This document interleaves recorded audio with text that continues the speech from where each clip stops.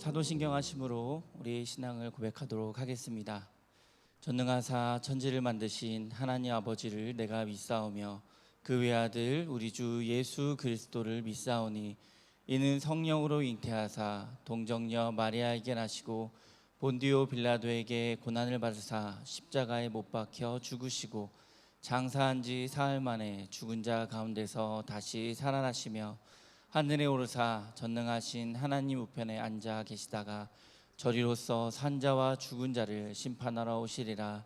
성령을 믿사오며 거룩한 공예와 성도가 서로 교통하는 것과 죄를 사하여 주시는 것과 몸이 다시 사는 것과 영원히 사는 것을 믿사옵나이다.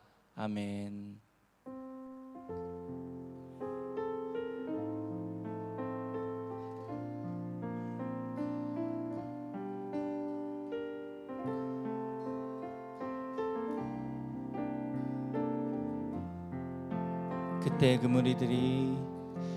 그때 그 무리들이 예수님 못 박았네.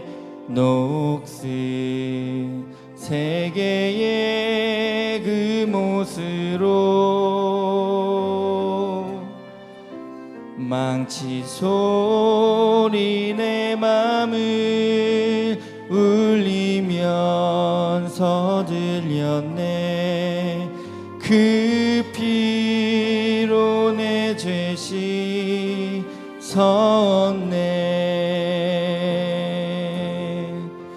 주여 저들의 죄를 용서하여 주소서. 주님 눈물로 기도했네.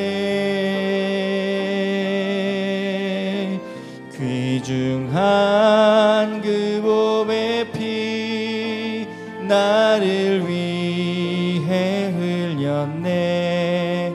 그 피로 내 죄 씻었네.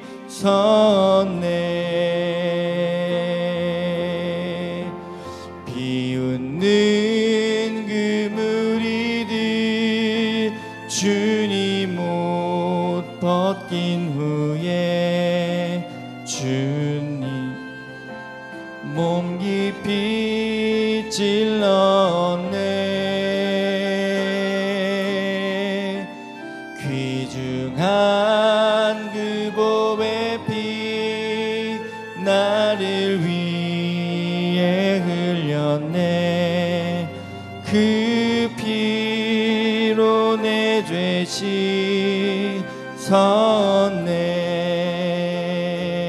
씻었네.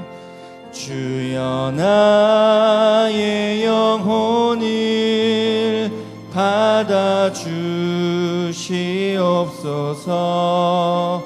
그때 구원을 이루셨네.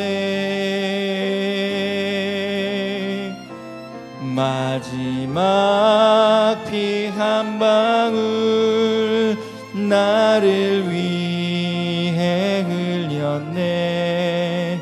그 피로 내 죄 씻었네.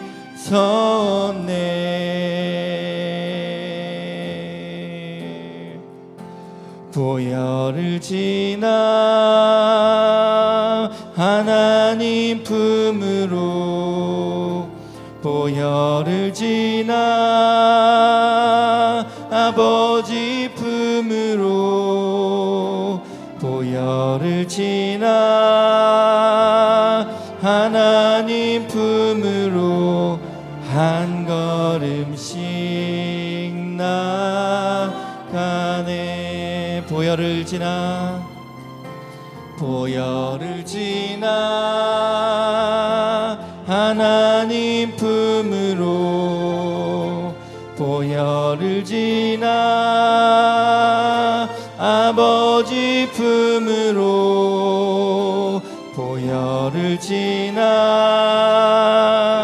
하나님 품으로 한 걸음씩 나가네. 존귀한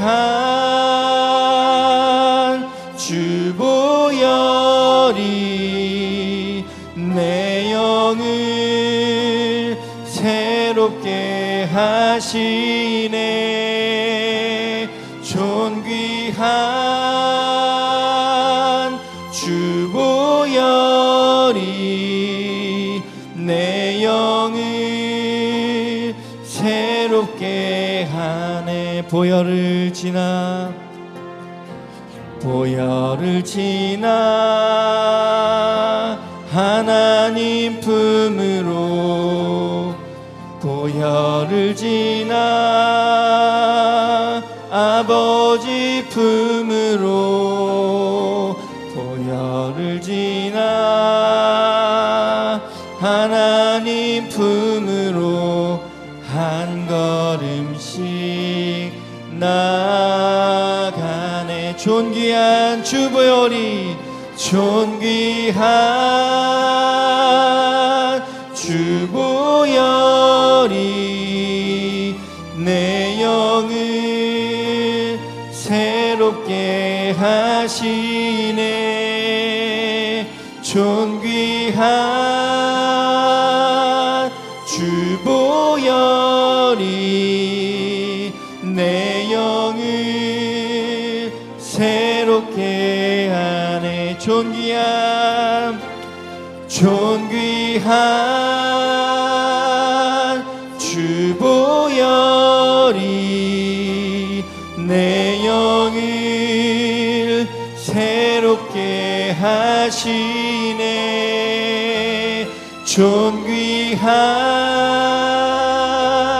주 보혈이 내 영을 새롭게 하네. 송축하리라 송축하리라.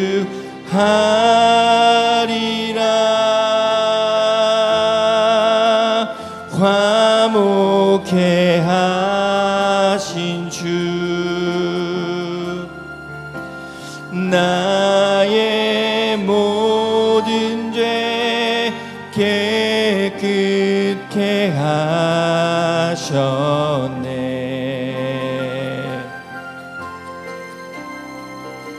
송축하리라. 귀하신 어린 양 모두 절하고 모두 외치리라. 송축하리라. 송축하리라.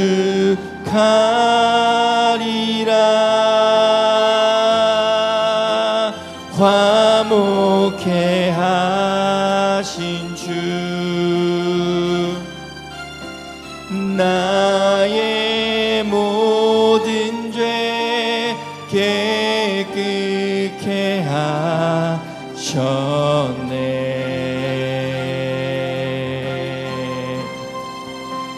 송축하리라. 귀하신 어린 양 모두 절하고 모두 외치리라. 아멘. 우리 오늘 성금요 예배입니다. 이 성금요 예배를 위하여서 함께 묵상으로 기도하며 나아가도록 하겠습니다.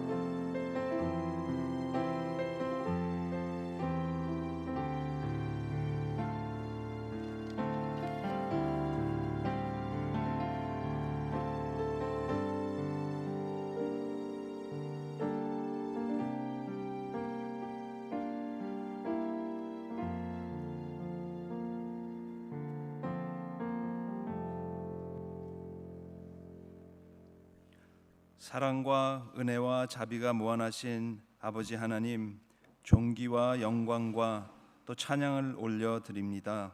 우리를 구원하시려 고통과 멸시의 십자가를 지고 돌아가신 우리 구주 예수님의 은혜에 감사와 영광을 올려드립니다. 오늘 성금요일 주님의 구원을 기념하여 예배를 드립니다. 십자가를 깊이 묵상하며 예수님의 사랑을 깊이 깨닫고 나의 죄를 내어놓고 회개하며 보혈의 능력으로 다시 깨끗해지는 거룩한 예배의 시간이 되게 하여 주시옵소서. 아버지 하나님의 무한하신 자비와 은혜의 섭리 속에 우리를 구원하신 예수 그리스도의 구원의 진리로 우리의 기도와 또 간구가 주님께 연락되는 은혜를 경험하는 예배가 되게 하여 주시옵소서.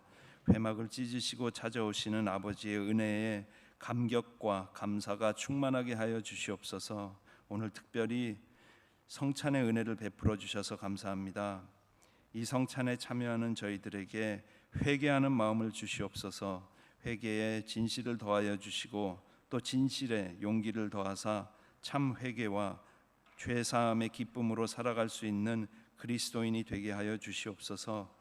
우리 모두가 합당한 회개의 열매로 성찬에 참여하게 하시고 주님의 죽으심을 생각하고 감사하며 찬양하는 마음으로 주님을 기념하게 하여 주시옵소서. 주님의 희생으로 저희는 아버지 하나님과 영원히 친밀함을 경험할 수 있습니다. 저희가 주님의 이 사랑을 이웃과 나눌 수 있도록 성령님 저희를 도와주시옵소서. 주님이 구속하기 원하셨던 세상에 저희를 통해 복음을 전파하여 주시옵소서. 말씀 들고 서시는 담임 목사님을 진리의 능력으로 붙잡아 주시옵소서. 우리 구주 예수님께 존귀와 영광과 찬양을 올려드립니다. 예수님 이름으로 기도합니다. 아멘.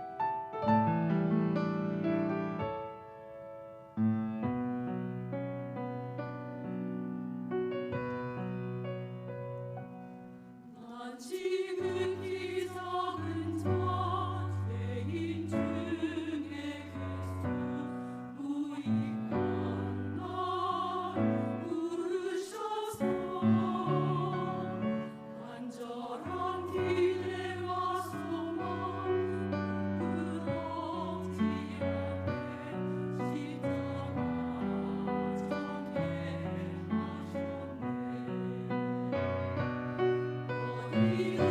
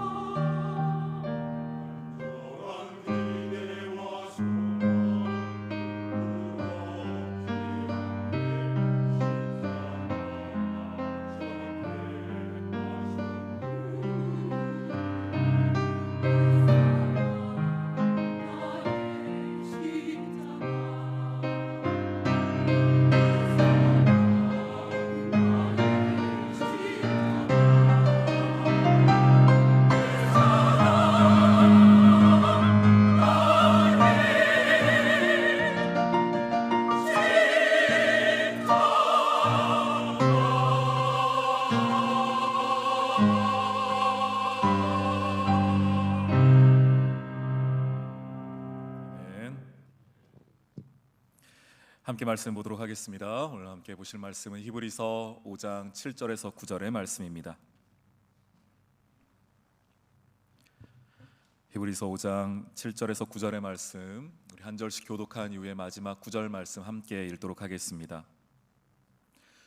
그는 육체에 계실 때에 자기를 죽음에서 능히 구원하실 이에게 심한 통곡과 눈물로 간구와 소원을 올렸고 그의 경건하심으로 말미암아 들으심을 얻었느니라. 그가 아들이시면서도 받으신 고난으로 순종함을 배워서 함께 읽습니다. 온전하게 되셨은즉 자기에게 순종하는 모든 자에게 영원한 구원의 근원이 되시고. 아멘. 오늘 본문은 제가 가끔 지내면서 어려운 일이 닥쳐올 때마다 혹은 참 힘들다, 고난이다 라고 생각할 때마다 묵상하면서 힘을 얻고 위로를 얻는 말씀 가운데 하나입니다. 이 8절에 나오는 그 부분 때문인데요, 그가 아들이신데, 예수님이 아들이셨는데 그분도 고난의 자리가 있었다는 겁니다. 받으신 고난으로 순종함을 배웠다라는 말씀이 있어서, 예수님도 아들이셨는데, 하나님의 아들이셨는데 고난의 자리가 있었구나. 또한 그 뒤에 고난을 통하여, 고난으로 말미암아 순종함을 배우셨다라는 그 표현이 참 와닿더라고요. 맞아, 내 삶에 필요 없는 고난이 없다. 내 삶에 이유 없이 주시는, 까닭 없이 주시는 힘든 일이 없다. 그 고난을 통하여 분명히 하나님이 나에게 무언가 가르쳐 주길 원하시는구나, 나를 통하여 하나님의 자녀로 조금 더 다듬어 가길 원하시는구나 생각할 때마다 묵상하는 구절이 바로 이 구절입니다. 아들이시면서도 받으신 고난을 순종함으로 배웠다라는 이 부분이며 이 표현이었습니다. 저희가 이 말씀을 오해하면 안 되는 것이요, 근데 고난으로 순종함을 배우셨다라고 하니 예수님이 무언가 부족해서, 예수님이 무언가 아직 덜 완벽하게 그가 가지고 있지 않아서 어떤 것을 배우거나 교육받아야만 하는 것처럼 느껴질 수가 있습니다. 게다가 9절에 온전하게 되셨다, 순종함을 배워 온전하게 되셨다, 이렇게 한다면은 예수님이 무언가 조금 부족했는데, 미완성되어 있었는데 우리처럼 고난을 통하여서 순종도 배우고 고난을 통하여서 완성돼 가는 것처럼 생각할 때가 있습니다. 그런데 예수님은 그런 분은 아니시죠. 예수님에게는 부족함이 없으십니다. 순종이라는 것은 나의 뜻과 하나님의 뜻이 다를 때에 하나님의 뜻을 향하여 내가 순종하는 것이 그 순종이라는 표현일 텐데, 예수님은 하나님과 동일한 분이시죠. 같은 분이십니다. 삼위일체입니다. 그때 일체라는 것은, 하나의 몸이라는 것은 단순히 물리적인 어떤 하나의 연합만을 말하는 것이 아니라, 이 삼위일체는 아버지의 뜻이 곧 아들의 뜻이며 아들의 뜻이 곧 성령님의 뜻이다. 이 삼위의 뜻이 언제나 동일하다, 언제나 일치한다라는 것이 삼위일체입니다. 그래서 예수님은 하나님의 뜻에 순종하실 필요가 없는 분이세요. 왜냐? 예수님의 뜻 자체가 곧 하나님의 뜻입니다. 하나님의 뜻이 곧 예수님의 뜻입니다. 그래서 저희와는 좀 다르죠. 분명 인성도 있으셨고 하나님의 아들로 이 땅에 오셨으나 그 예수님은 우리가 순종을 배워야 하는 이런 과정이 필요 없는 분이셨습니다. 그런데도 오늘 본문이 이야기하고 있는 겁니다. 그가 아들이시면서도 받으신 고난으로 순종을 배웠다, 받으신 고난으로 온전하게 되셨다. 오늘은 저희가 이 성금요일을 맞이해서 이 본문을 좀 묵상하면서 배운다라는 게 어떤 의미인가, 특별히 순종을 배운다는 것이 어떤 의미인가, 또 하나는 온전하게 된다는 것이 어떤 의미인가를 이 성금요일에 우리가 함께 묵상하기를 원합니다. 먼저 배운다라는 것을 한번 생각해 보겠습니다. 그가 아들이신데 받으신 고난으로 순종을 배웠다라고 이야기하고 있습니다. 먼저 예수님께서 이 땅에 하나님의 아들로 오셨습니다. 그런데 아들의 삶인데 보니 받으신 고난이 있다는 거예요. 물론 이 고난은 가장 크게는 십자가 사건 자체를 이야기합니다. 십자가 사건의 고난, 십자가의 그 고난, 그 말할 수 없는 그 고통들이 이 받으신 고난이지만 이것만 고난이라고 말씀하신 것은 아니에요. 예수님의 모든 삶을 실은 이 고난 안에 다 포함시키고 있습니다. 알 수 있는 것이 7절 저희가 읽었던 말씀에 그는 육체에 계실 때에 우리와 함께 육체에 함께 계실 때에 자기를 죽음에서 능히 구원하실 이에게 하나님에게 아버지 하나님에게 어떻게 했는가? 심한 통곡, 눈물, 간구, 소원을 올려드렸다라고 이야기하고 있습니다. 저희가 하나님께 올려드리는 그것이거든요. 우리가 기도를 통하여 나의 마음을 주님께 쏟아놓고 우리의 삶에 육신의 몸을 가지고 육체의 몸을 가지고 살아가는 중에 겪게 되는 그 아픔과 슬픔과 내 마음의 억울함과 내 마음의 답답함과 그것들을 우리가 어떻게 주님께 올려드립니까? 내 삶에서 그것을 능히 구원하실 하나님에게 심한 통곡, 눈물, 간구, 소원, 실은 우리 모두가 지금도 올려드리고 있는 그 부분입니다. 그래서 예수님께서 받으신 고난이라는 것은 단순히 십자가의 고난만이 아니라 이 땅을 살아가는 삶의 전체를 이야기하는 겁니다. 살아가는 삶이 전반적으로 어려움과 고난 가운데 있다는 것입니다. 불교 용어이니까요, 쓰고 싶진 않지만 그래도 그 이해가 되니까요. 우리 삶이 고해다, 고통의 바다다, 고난의 바다다 이런 표현들을 불교 용어로 쓰지요. 삶을 걸어가는 중에 좋은 일보다는 어려운 일들이 가득한 것이 우리의 인생입니다. 우리의 육체의 힘으로 내가 가지고 있는 능력으로 해결할 수 없는 문제들이 많은 것이 우리의 삶의 모습입니다. 성경에서는 광야라고도 포함을 하고요, 그렇게도 표현을 하고요. 하나님의 백성들이 이 땅을 살아가는데 믿음을 가지고 하나님의 자녀로서 이 땅을 살아가고 있는데 그런데 그 삶이 어떠한가? 이런 순간이 많다는 겁니다. 심한 통곡, 눈물, 간구, 소원, 결국 우리 삶의 모든 걸음들, 그것이 실은 고난입니다. 어떤 하나의 사건, 십자가 사건, 어떤 하나의 한 순간만이 아니라 실은 우리 삶의 모든 걸음이 이런 어려움의 자리들이지요.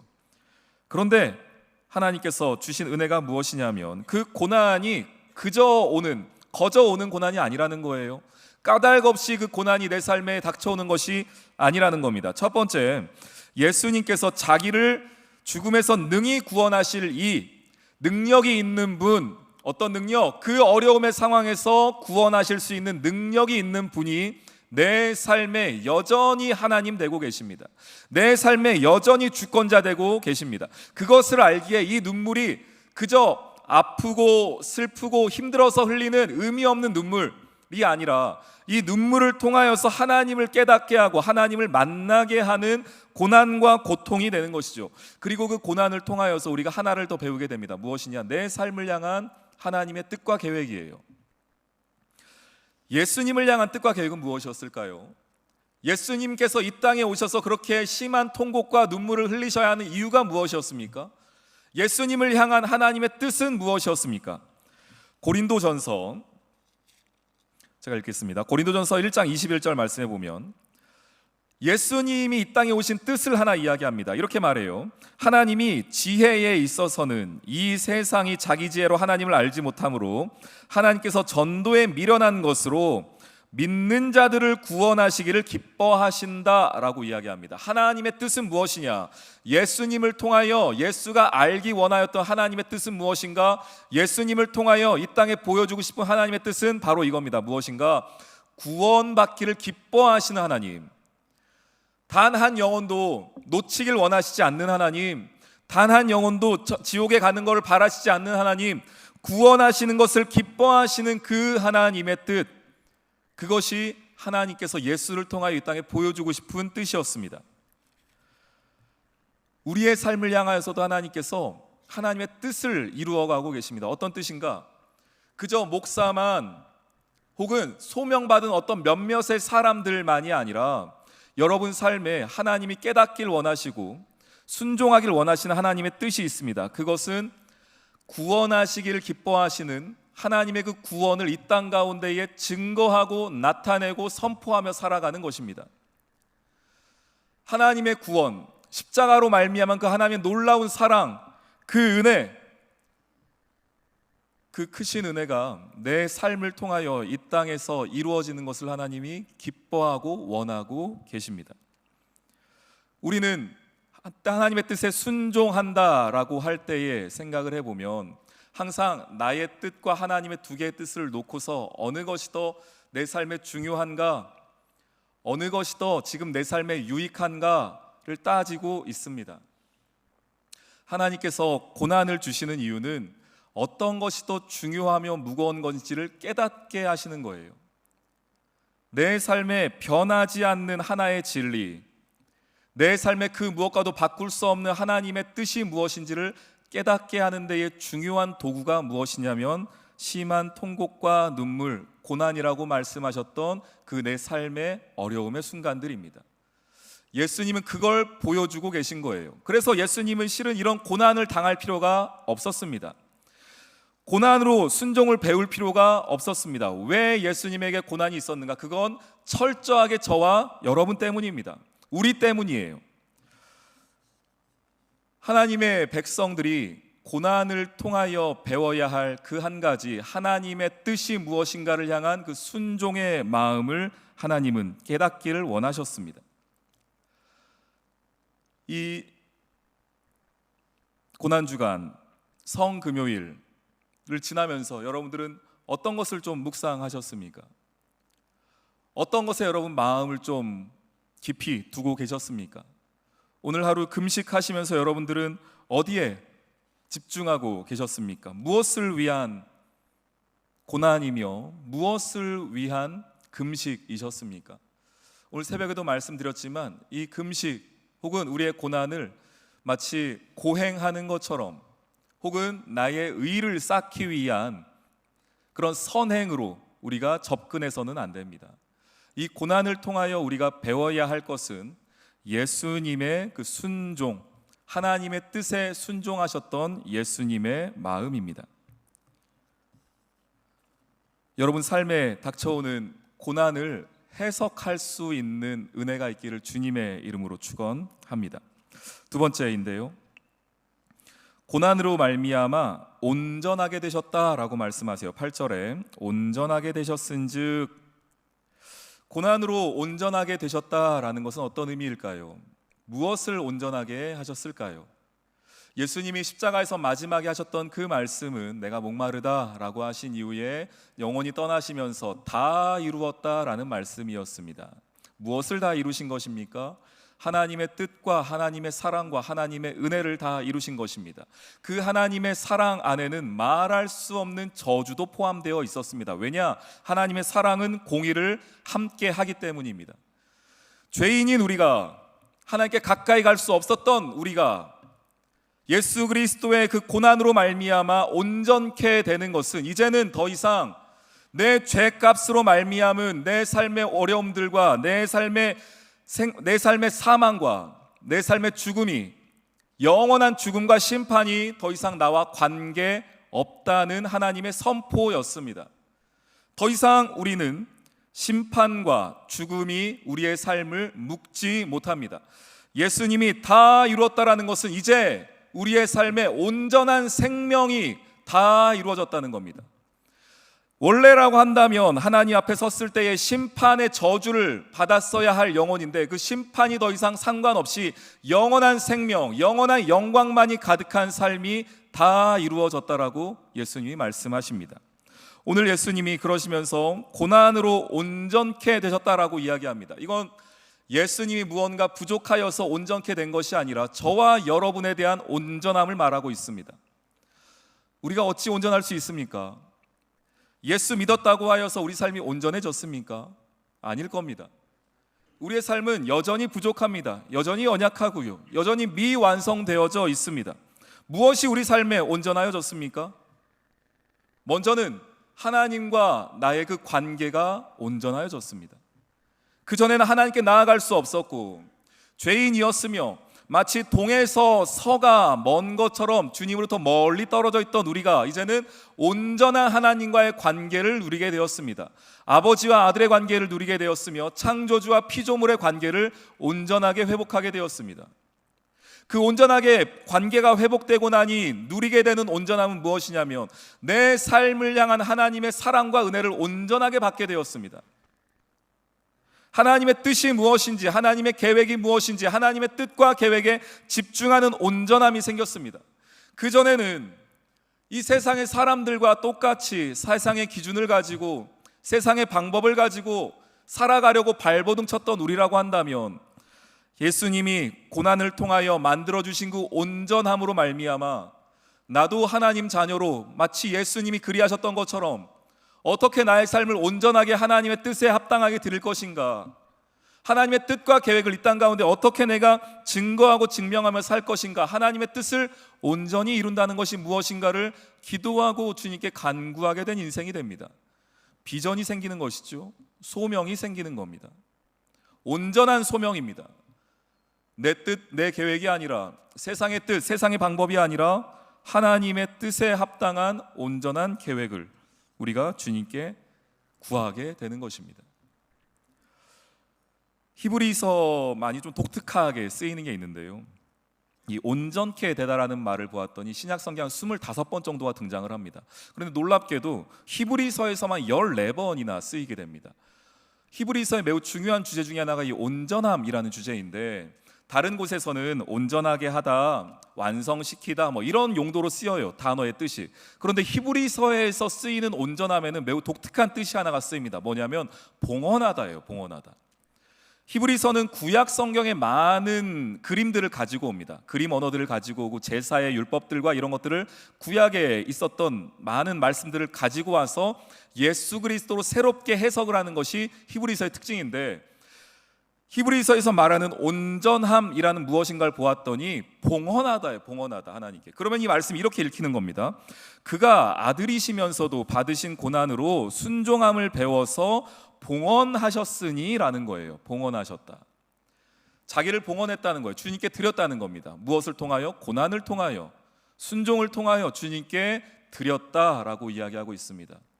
주님께 드리는 인생이 예수님만 그렇습니까? 봉헌해야 될 인생이 예수님만입니까? 아니죠. 예수 그리스도를 따라가며 하나님의 자녀로 부름받은 저와 여러분 역시 하나님 앞에 봉헌해야 할 인생입니다. 그래서 여기서 온전케 됐다는 것은 나의 부족했던 무엇이 채워졌다, 미완성되어 있던 내가 완성되었다라는 의미가 아니고, 히브리서에서 말하는 온전함이란 주님께 봉헌했다는 거예요. 드렸다는 겁니다. 그리고 이것이 온전하여진 하나님의 백성, 하나님과의 관계가 온전하여지고 하나님의 뜻이 무엇인지 온전하게 깨달은 주의 백성들이 해야 할 한 가지라고 말하는 겁니다. 어떤 것이요? 내 삶을 주님께 봉헌하는 인생입니다. 예수의 십자가는, 그래서 그 2000년 전에 날 위해 죽으신 십자가, 날 위해 달리신 십자가로 끝나는 것이 아니고 오늘 나의 삶을 온전하게 하는 십자가입니다. 달리 얘기하면 오늘 나의 삶을 주님께 봉헌하게 만드는 십자가예요. 내 삶을 드리게 만드는 것이 십자가입니다. 십자가를 깊이 묵상한다는 것은, 이 고난주간에 예수 그리스도를 깊이 묵상했다는 것은 내 삶을 어떻게 주님께 봉헌할까를 고민했다는 뜻이 되어야 합니다. 내 삶을 어떻게 온전하게 주님께 올려드릴까를 기도했어야 한다는 뜻입니다. 하나님 앞에 여러분 고민하고 계십니까? 기도하고 계시나요? 어떻게 내 삶을 주님께 온전하게 드릴 수 있을까? 어떻게 내 삶을 주님께 봉헌할까? 그저 하나님께 받기만 원하는 인생, 그저 하나님 앞에 내가 구원받았으니 완전해지는 어떤 삶의 모습을 갖추려고 노력하는 인생이 아니라 어떻게 하면 내 삶을 주님께 봉헌할 수 있을까를 고민하는 인생, 그것을 기도하는 인생. 예수님이 받으신 고난으로 가르쳐 주신 것은 바로 그 온전함, 봉헌함입니다. 디모데후서, 우리 앞으로 몇 장만 넘어가시면 되는데요, 디모데후서 4장 6절에서 8절 말씀에 바울이 그렇게 얘기하지 않습니까? 디모데후서는 이제 바울의 마지막 유언과 같은 책인데, 마지막에 말년에 쓰였던 책인데, 이 자신의 삶을 이렇게 말하잖아요. 디모데후서 4장 6절에서 8절 말씀 제가 읽겠습니다. 자신의 삶을 뭐라고 말하냐면 전제는 이렇게 부어서 드리는 제사입니다. 그러니까 앞에 말했던 우리 히브리서에서 봉헌하여 드리는 완전하게 되다라는 것 같은 의미예요. 그러니까 주님께 내 삶이 전제와 같이 다 부어졌다. 그래서 내가 벌써 부어지고 나의 떠날 시각이 가까웠다. 그러면서 내 삶을 돌아보면 뭐라고 말하는가? 나는 선한 싸움을 싸웠다. 지금까지 싸워왔다는 거예요. 그리고 나의 달려갈 길을 마쳤다. 이때까지 선한 싸움 싸우고 그 믿음의 길, 소명의 길 달려오는 중에 힘들고 어려운 일 얼마나 많이 있었습니까? 그런데도 불구하고 나는 믿음을 지켰다라는 것이 바울의 고백입니다. 내 삶을 온전하게 주님께 드린 인생이죠. 온전하게 봉헌한 인생입니다. 그 표현이 나의 삶이 전제와 같이 다 부어졌고 달려갈 길을 다 갖고 선한 싸움을 싸웠는데 돌아보니 내가 믿음을 끝까지 지켰다라는 겁니다. 그러면서 8절, 이제 후로는 나를 위하여 의의 면류관이 예비되었으므로 주 곧 의로우신 재판장이 그날에 내게 주실 것이며 내게만 아니라 주의 나타나심을 사모하는 모든 자에게도니라. 아멘. 주님께 봉헌하기를 원하는 인생, 주님께 고난을 통하여 그저 고난이 왔다, 고난이 힘들다로 끝나지 아니하고 눈물 흘리고 힘들어하고 주님께 그저 내 마음 감정을 쏟아내는 인생이 아니라 그 고난을 통하여 순종을 배운 인생은 누구냐? 그 고난을 통하여서 순종을 배움받은 하나님의 백성들은 누구냐? 내 삶을 어떻게 주님께 봉헌할까를 고민하는 인생이며, 오늘 바울이 알려주는 것은 무엇이냐? 그 봉헌한 인생들을 하나님이 다 기억하고 계셨다가 그 마지막 날 그 의로우신 재판장이 그 삶에 관하여서 분명한 인정이 있을 거다, 거기에 대해서 분명한 의의 면류관이 있을 것이다, 그것이 준비되어져 있다. 그러니 어려운 길이죠. 믿음의 길이라는 것이. 그러니 바울도 달려갈 길, 선한 싸움 이런 표현한 건 아니겠습니까? 힘든 길이죠. 앞서 말씀드렸던 것처럼 그 고난이라는 것이 우리 삶의 모든 순간순간일 텐데 심한 통곡, 눈물, 간구, 소원이 날마다 올라오는 것이 우리의 삶이죠. 그럼에도 불구하고 그걸 통하여 순종을 배운 우리는, 순종을 배웠다는 것은 내 삶을 어떻게 주님께 봉헌할까를 고민하는 인생, 그러면서 하나님은 그 봉헌한 인생을, 완전해진 인생을 모른 척하지 아니하시고 그 수고와 눈물과 헌신을 외면치 아니하시고 그에게 허락할 의의 면류관을 지금도 예비하여 주심을 믿고, 오늘 여러분에게 주신 그 믿음의 걸음, 십자가를 따라가며 주님의 길을 함께 걸어가는 그 순종의 길을 끝까지 달려갈 수 있는 저와 여러분, 그리고 우리 사랑하는 교회 되기를 주님의 이름으로 축원합니다. 아멘. 이 시간 우리 보혈을 지나 우리 1절 같이 찬양하시면서 우리 성찬 준비하도록 하겠습니다. 보혈을 지나 함께 찬양합니다.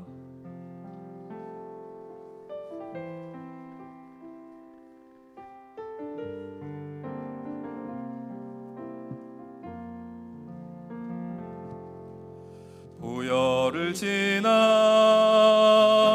하나님 품으로, 보혈을 지나 아버지 품으로, 보혈을 지나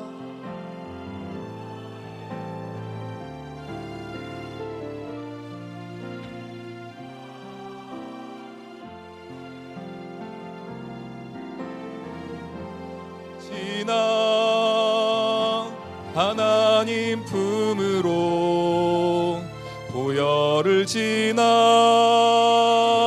아버지 품으로, 보혈을 지나 하나님 품으로 한 걸음씩 나아가네. 아멘. 존귀한 주 보혈이 내 영을 새롭게 하시네. 존귀한 주 보혈이 내 영을 새롭게 한, 존귀한 주 보혈, 존귀한 주 보혈이 내 영을 존귀한 주 보혈이 내 영을 새롭게 하네. 사랑하는 성도 여러분, 이 성찬 예식은 예수님께서 잡히시던 날 밤에 새로운 언약 이 땅 가운데 세워주시면서 나의 피의 의미가 무엇인지, 나의 살의 의미가 무엇인지, 곧 있으면 지게 될 그 십자가의 의미가 무엇인지, 나의 죽음이 무엇인지를 이 잔과 이 떡에 담아서 우리에게 말씀하여 주시고 알려주신 것입니다. 이 잔과 떡은 우리가 함께 먹고 마시고 끝날 것이 아니라 이 잔을 대할 때마다, 이 떡을 대할 때마다 먼저는 이 땅 가운데 오셔서 우리의 죄를 속죄해 주신, 십자가의 보혈로 씻어 주신 그 그리스도의 은혜, 십자가의 은혜에 감사하며 그날을 기억하는 것이고, 또 하나는 주님께서 이 예식은 주님 오실 때까지 계속해서 진행하며 그날을 기다리라고 했거든요. 소망하라고 했습니다. 이 예식을 통하여 우리가 또 함께 기억해야 될 것은 주님께서 그날 오셔서, 마지막 날 오셔서 우리가 그 마지막 날에 하나님과 함께 누릴 천국의 영원한 기쁨, 영원한 소망을 꿈꾸는 것이 이 귀한 예식의 자리가 될 것입니다. 그렇기에 우리 사랑하는 성도님들 가운데 혹시 아직 세례를 안 받으셨거나 입교하지 않으신 분들께서는 오늘은 마음으로만 참여해 주시기를 부탁드리겠습니다. 여러분을 차별하는 것이 아니라 이 성찬이 갖는 귀한 의미가 있기 때문에 그렇습니다. 그래서 오늘 여러분들 가운데, 특별히 우리 자녀들 가운데에 아직 중고등부 친구들 가운데에도 세례나 입교하지 않은 친구들께서는 이번에는 기도하면서 함께 참여해 주시면 좋겠습니다. 제가 잠깐 기도하겠습니다. 하나님, 감사합니다. 우리를 위하여 이 땅에 오셔서 몸을 찢으시고 물과 피를 쏟으신 예수님, 그 예수님을 기억하며 오늘 우리가 이 잔을 대합니다. 이 떡을 대합니다. 주님, 날 위해 찢기신 몸을, 날 위해 흘리신 피를 기억하며 내가 어떻게 이 자리에 서 있는지, 내가 어떻게 주의 자녀 되었으며 어떻게 구원받았는지를 다시 한번 깊이 생각하며 그 십자가 앞에 구원의 기쁨과 감사를 올려드리는 우리 모두 되게 하여 주시옵소서. 주님, 그날 밤 제자들과 함께 그리하셨던 것처럼 오늘 우리도 주님 앞에 죄인의 모습으로 있으나 주님의 능력을 의지하며 주님만 바라보며 이 성찬의 예식에 나아가려고 합니다. 주님, 혹시 우리 안에 아직 씻기지 않은 죄악들이 있다면, 주님이 기뻐하시지 않는 모습이 있다면 지금 이 순간 먼저 보혈의 능력으로 씻어 주셔서 떡을 대하며 잔을 대하는 데에 담대함과 감사함으로 서기 부족하지 않은 우리들 될 수 있도록 인도하여 주시옵소서. 주님, 우리 중 아직 입교로 또 세례로 주의 자녀로 아직 되지 못한 형제들이 있다면 하나님, 그 마음 가운데 믿음을 더하여 주셔서 이 성찬에 참여하는 것이 얼마나 놀라운 주의 은혜인지를 깨닫게 하여 주시고 성찬을 소망하며 나아올 수 있도록 믿음도 더하여 주시옵소서. 이 모든 말씀 우리 주 예수 그리스도 이름으로 기도합니다. 아멘. 고린도전서 11장 23절에서 26절 말씀 제가 읽겠습니다. 내가 너희에게 전한 것은 주께 받은 것이니 곧 주 예수께서 잡히시던 밤에 떡을 가지사 축사하시고 떼어 가라사대 이것은 너희를 위하는 내 몸이니 이것을 행하여 나를 기념하라 하시고 식후에 또한 이와 같이 잔을 가지사 가라사대 이 잔은 내 피로 세운 새 언약이니 이것을 행하여 마실 때마다 나를 기념하라 하셨으니 너희가 이 떡을 먹으며 이 잔을 마실 때마다 주의 죽으심을 오실 때까지 전하는 것이니라. 아멘. 먼저 분병하도록 하겠습니다.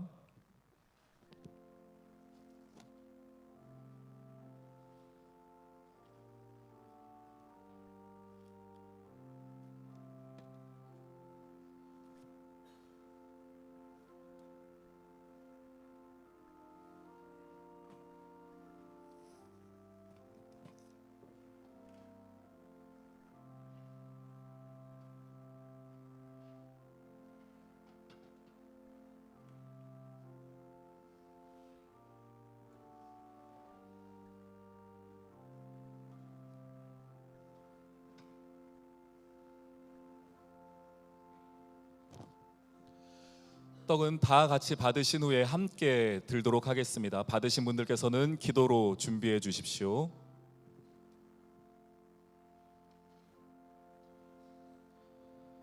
이것은 너희를 위하는 내 몸이니 이것을 행하여 나를 기념하라.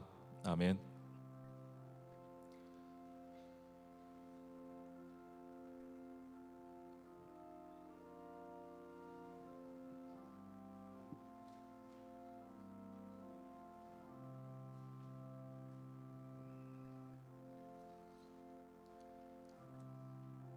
주님께서는 하늘에서 온 생명의 떡이라 말씀하셨습니다. 이 떡을 먹고 이 세상에서 줄 수 없는 생명, 이 세상에선 감히 알 수도 없는 그 생명을 우리에게 주셨다 말씀하십니다. 광야의 만나가 아니라 하루하루 먹었던 만나가 아니라 한 번 먹으면 영원한 생명의 떡을 말씀하셨습니다.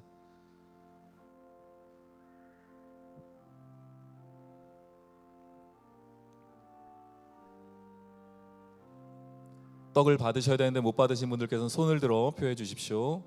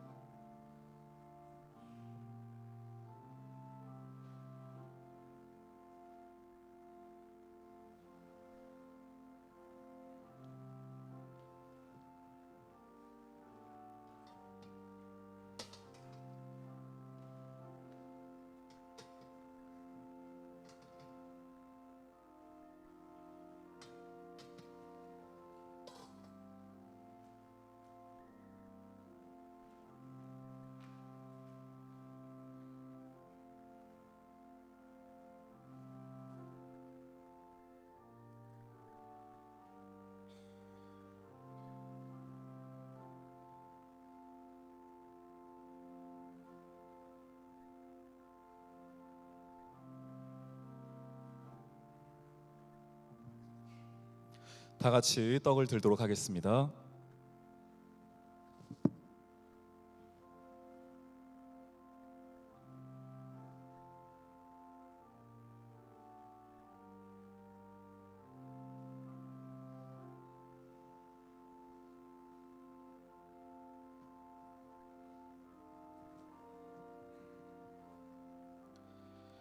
식후에 또한 이와 같이 잔을 가지시고 가라사대 이 잔은 내 피로 세운 새 언약이니 이것을 행하여 마실 때마다 나를 기념하라 하셨으니 분잔하도록 하겠습니다.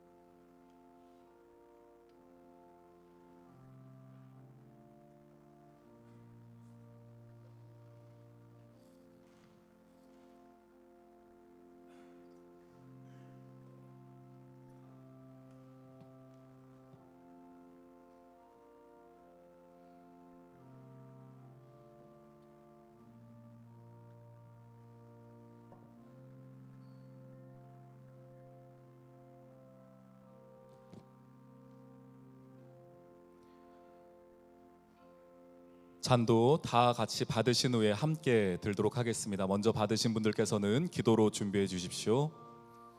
떡을 받으신 분들께서는 잔도 함께 꼭 받으셔야 합니다. 너희가 이 떡을 먹으며 이 잔을 마실 때마다 주의 죽으심을 오실 때까지 전하는 것이니라. 아멘. 예수님은 이 땅에 보혈을 흘려 주시러 오신 것뿐 아니라 영원한 생수요 목마르지 않는 생수가 됨을 우리에게 선포하고 계십니다. 구약에서는 반석에서 물이 나왔던 것처럼 우리가 서로 걸어가는 삶의 광야의 삶의 자리 가운데에 목마름이 있을 때에 하나님께서는 예수 그리스도라는 생수를 우리에게 허락하여 주십니다. 먼저는 흘려주신 보혈로 말미암아 우리를 깨끗게 하신 주의 보혈의 은혜가 오늘 함께 나누는 잔의 의미에 담겨 있고요. 또한 내 삶의 그 목마름을 채워주실 단 한 분, 단 하나의 생수인 예수 그리스도를 믿음으로 고백하는 것이 이 잔에 담겨 있는 의미입니다. 그렇기에 하나님의 자녀들은 이 잔을 꼭 받으셔야 합니다. 떡을 받으신 분들께서는 잔도 꼭 받으셔야 합니다.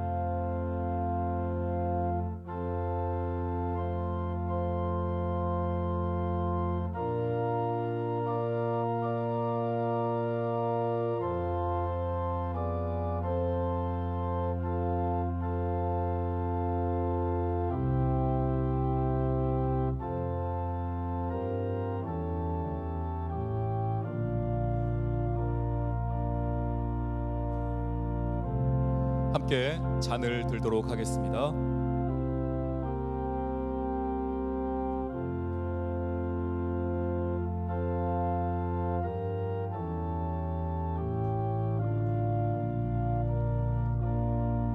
기도하겠습니다. 감사하신 예수님,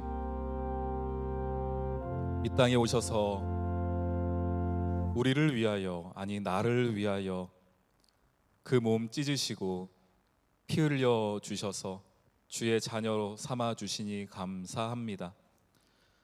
주님의 피와 살로 말미암은 구원인데 은혜로 받았다고, 거저 받았다고 그 구원의 가치를 값없이 여기며 살았던 우리의 모습을 오늘 이 떡과 잔을 대하며 다시 한번 주 앞에 회개합니다. 주님, 주님의 그 피와 살에 합당한 삶을 살아가는 우리가 되게 하여 주시옵소서. 고난으로 말미암아 순종하게 하셨고 고난으로 말미암아 온전하게 하셔서 주님께 봉헌하는 인생 되게 하여 주시옵소서.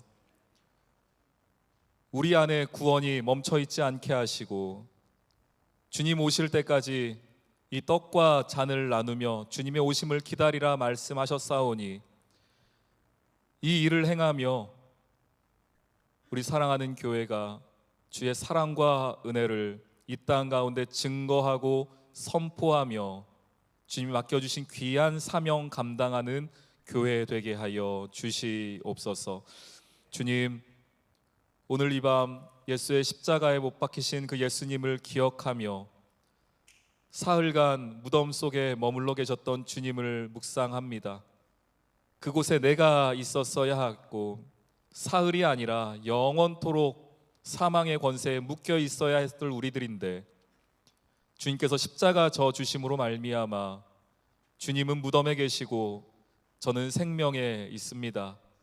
주님, 그 감사한 은혜 잊지 않게 하여 주시고 그 십자가 사랑에 부끄럽지 않은 오늘 우리가 대한 이 잔과 떡의 부끄럽지 않은 우리의 삶이 되게 하여 주시옵소서. 이 모든 말씀 우리 주 예수 그리스도 이름으로 기도합니다. 아멘. 이에 그들이 찬미하고 감람산으로 나아갔다고 했습니다. 우리 함께 자리에서 일어나 하나님 앞에 우리 보혈을 지나 찬양하며 또 우리의 삶의 자리로, 감람산의 자리로 나아가도록 하겠습니다.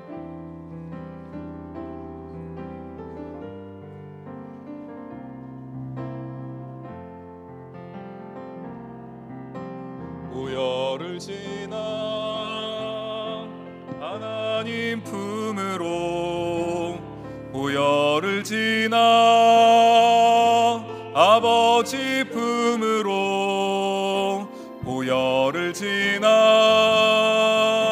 하나님 품으로 한 걸음씩, 보혈을 지나, 보혈을 지나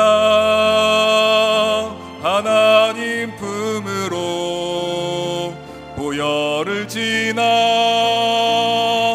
아버지 품으로, 보혈을 지나 하나님 품으로 한 걸음씩 나아가네. 존귀한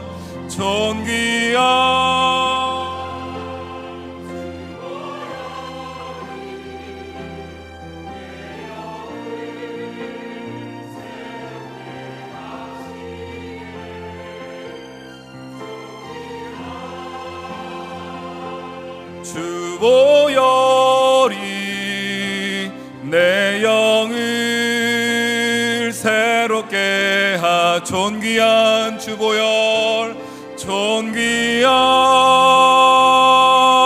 주 보혈이 내 영을 새롭게 하시네.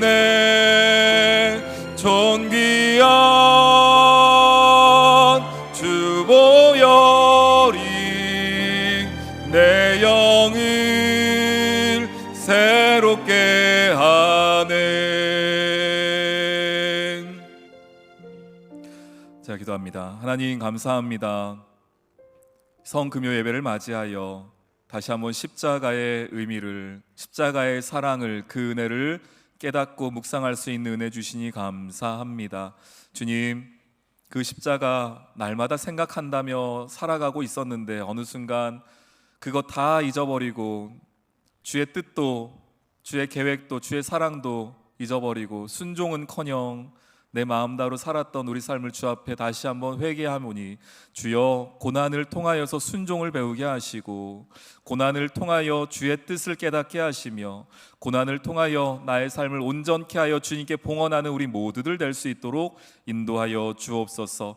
하나님, 오늘부터 3일간 우리가 부활의 능력을 꿈꾸며 우리를 위하여 십자가 지신, 죽음의 자리에 들어가신, 사망 권세의 자리에 들어가신 예수님을 더 깊이 묵상하게 하여 주시고, 그 자리가 내가 있어야 할 자리임을 놓치지 않으며 주님의 그 부활을 함께 기뻐할 수 있는 우리 모두의 삶이 되게 하여 주시옵소서. 주님, 오늘도 예배 나오며 주 앞에 귀한 예물로 올려드렸사오니 기뻐 받아주시고, 하나님께서 주신 믿음대로 소원대로 살아가는 우리 귀한 성도들 되게 하여 주시옵소서.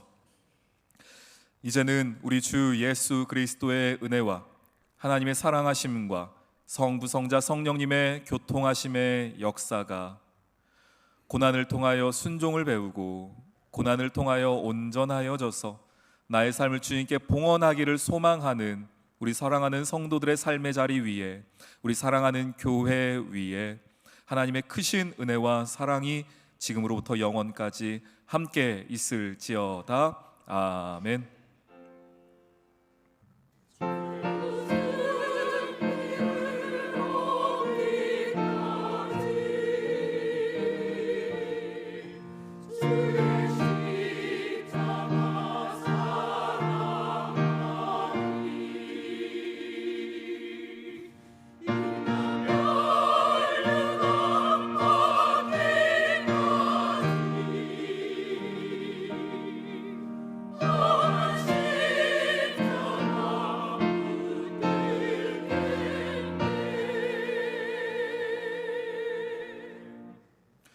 저희 예배를 마칩니다. 오늘 하루 동안 금식하시느라 수고하셨습니다. 예배 마친 후에 식당에 식사가 준비되어 있습니다. 함께 성도님들 식사의 교제 나누길 원합니다. 또한 우리 돌아오는 주일은 연합 예배로 드리게 됩니다. 부활절 연합 예배 오전 10시에 한 번입니다. 차가 없으시길 바랍니다. 자녀들과 함께 오셔서 예수님께서 부활하신 그날을 기뻐하고 찬양하는 날 되기를 소망합니다.